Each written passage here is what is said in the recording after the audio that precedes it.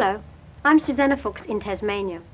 This gift shop could be almost anywhere in Australia, but there's one fast-selling line of goods here that is uniquely Tasmanian.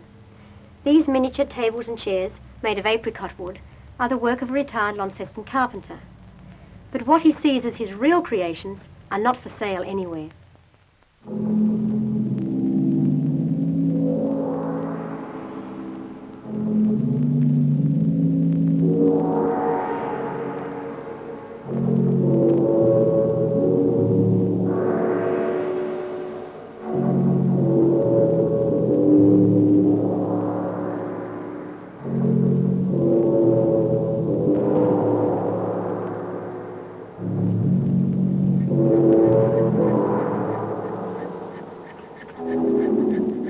Ray Parkin was inspired to start his driftwood sculpture 4 years ago while he was on a fishing trip at the Great Lakes in Tasmania's Central Highlands.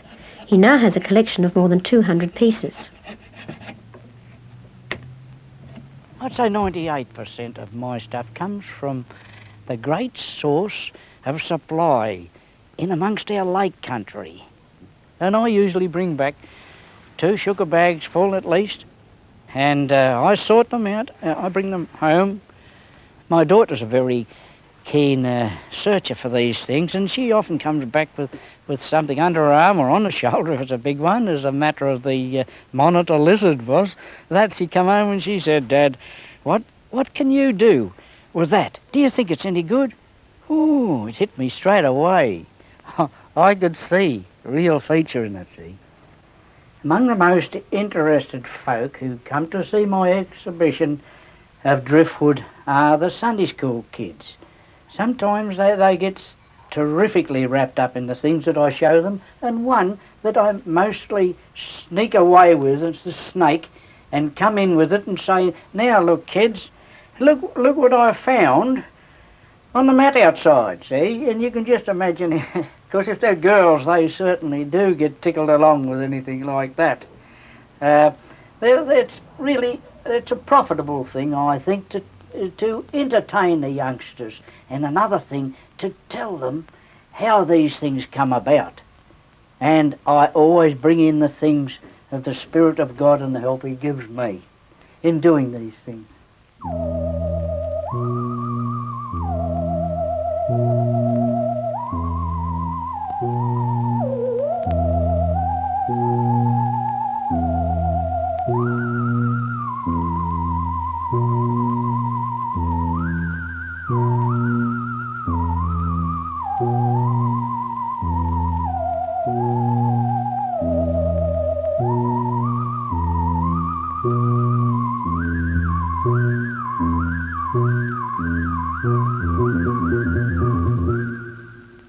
Ray Parkin's creative imagination is not restricted to the animal world. His natural humour and sense of satire show through in much of his work. This is another one that the kids certainly are interested in, or at least I'm able to put it over them. I often say to the kids, "Now look at that leg. Have you seen anybody hopping around on one leg? If you do, send them along to me. This might be the one that they've lost." I've done a little bit of cutting. I had to cut that heel out there so as to give it decent shape. And the piece that I cut out there, I plastered in there to fill up a gap in the toes. Then, from pieces I had of my transplant box, I was able to find suitable pieces to transplant on and make ankles, which I think look quite all right. Ray Parkin's collection of driftwood sculptures is only sometimes seen by the public in exhibitions arranged by community service clubs, libraries and schools. But anyone who's keen enough to seek him out at his home is a welcome guest to this enthusiastic artist.